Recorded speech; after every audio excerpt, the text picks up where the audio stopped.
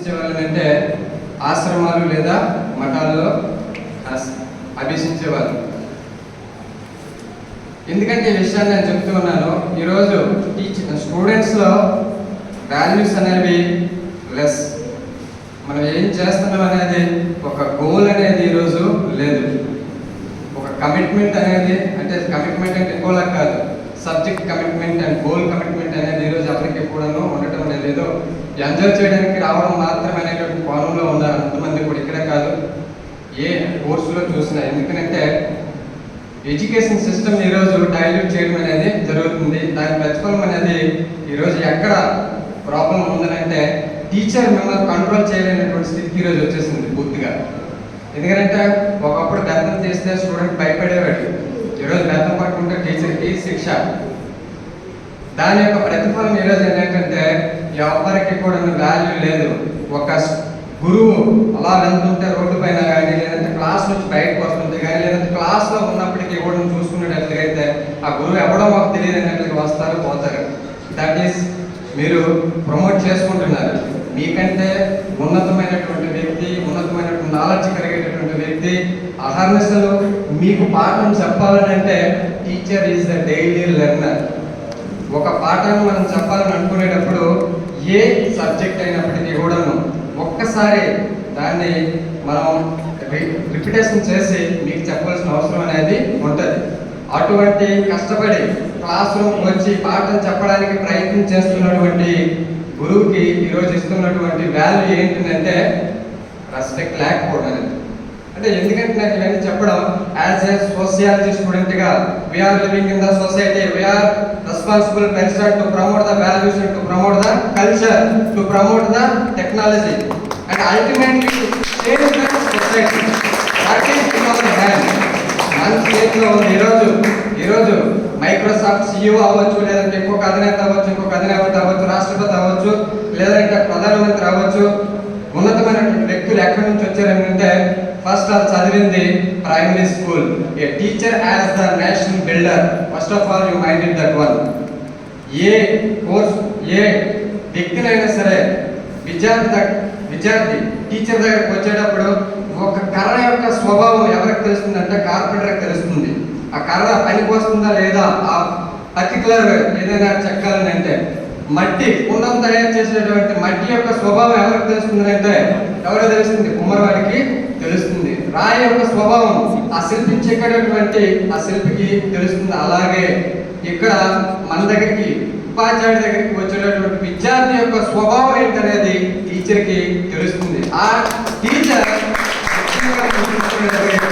మిమ్మల్ని communication skills develop చేసేవాడిగా ఉండాలి, అలాగే సబ్జెక్ట్ మ్యాటర్ని అందించేవాడిగా ఉండాలి, అలాగే పేషెన్స్ ని ప్రమోట్ చేసేవాడిగా ఉండాలి, కల్చర్ని ప్రమోట్ చేసేవాడిగా ఉండాలి, టెక్నాలజీని ప్రమోట్ చేసేవాడిగా ఉండాలి. ఇదంతా ఎందుకంటే చెప్పడం, మనం ఇవన్నింటినీ కూడా మర్చిపోయి మనం ఈరోజు ఏ వైపు వెళ్తున్నామో ఏమి కూడా తెలియనటువంటి పరిస్థితిలో మనకి కనిపిస్తూ ఉంది, రియల్గా మనకి కనిపిస్తూ ఉంది. కాబట్టి అటువంటి సిచ్యువేషన్స్ మనం అడ్డుకట్ట పెట్టి మనం ఏదైతే ఉద్దేశాన్ని ఆశించి మనం కళాశాలలో జాయిన్ అవుతూ ఉన్నామో ఆ ఉద్దేశాన్ని ఫుల్ఫిల్ చేయడానికి ప్రయత్నం అనేది యాజ్ ఏ స్టూడెంట్గా చేయవలసినటువంటి అవసరం ఉంది. మన మాస్టర్ చెప్పారు, ఏదైనా ఒక అకేషన్ ఉందని అనుకునేటప్పుడు మనం పిల్లల్లో ఆ క్యూరియాసిటీ అనేది ఉండాలి. ముందు రోజే మనం ఏదైనా టీచర్స్ సంబంధించి కానీ, లేదంటే నేషనల్ డేస్ అనేవి ఉన్నాయి, లేదంటే కాలేజీకి సంబంధించిన ఒక సాంప్రదాయబద్ధమైనటువంటి కొన్ని అంశాల్లో మనం ఇన్వాల్వ్ అవ్వాల్సినటువంటి అవసరం అనేది ఉంటుంది. ఎందుకంటే నేను కూడా ఈ కాలేజ్ స్టూడెంట్నే, నేను కూడా ఈ కాలేజ్ యొక్క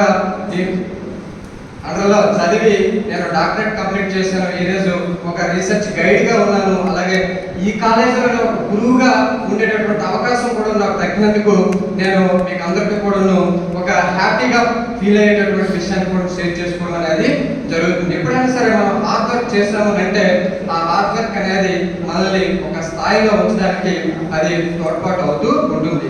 అంటే సర్వేపల్లి రాధాకృష్ణన్ ఒక ఫిలాసఫర్ ఎప్పుడు కూడా ఏం చేస్తున్నాడంటే సత్యాన్వేషణ. అనుక్షణం మనలో ఏం స్కిల్స్ ఉన్నాయి ఆ స్కిల్స్ ని బయట పెట్టడానికి టీచర్ ఉపయోగపడతాడు. అలాగే మన సొసైటీలో ఏం జరుగుతుంది, అలాగే యూనివర్సిటీలో ఏం జరుగుతుంది అంటే ఒక ఫిలాసఫర్ అనేవాడు ప్రత్యేకంగా మనం చూసుకున్నట్లయితే every time to invent something. ప్రతి విషయంలో ప్రతి నిమిషంలోనూ కూడాను ఏదైనా ఒక కొత్త విషయాన్ని కొనుక్కోవడానికి ప్రయత్నం అనేది చేస్తాడు.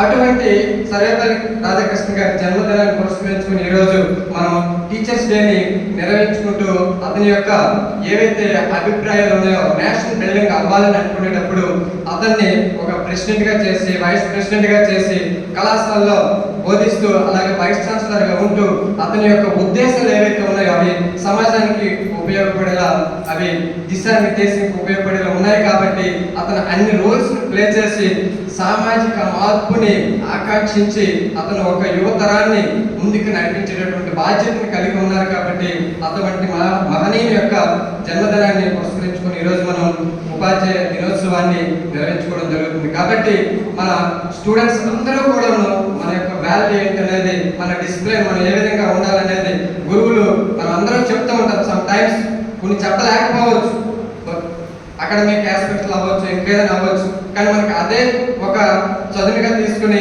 మనం బయటకు వెళ్ళిపోవడం ఇటువంటి చేయకుండా సబ్జెక్ట్లో కానీ లేదంటే టెక్నాలజీలో కానీ ఏదైనా విషయాన్ని నేర్చుకోవడానికి ప్రయత్నం చేయాలనేది నా యొక్క అభిప్రాయం. ఈరోజు ఈ యొక్క అవకాశం ఇచ్చినటువంటి మా పెద్దలందరికీ అలాగే మీ అందరికీ కూడా మరొకసారి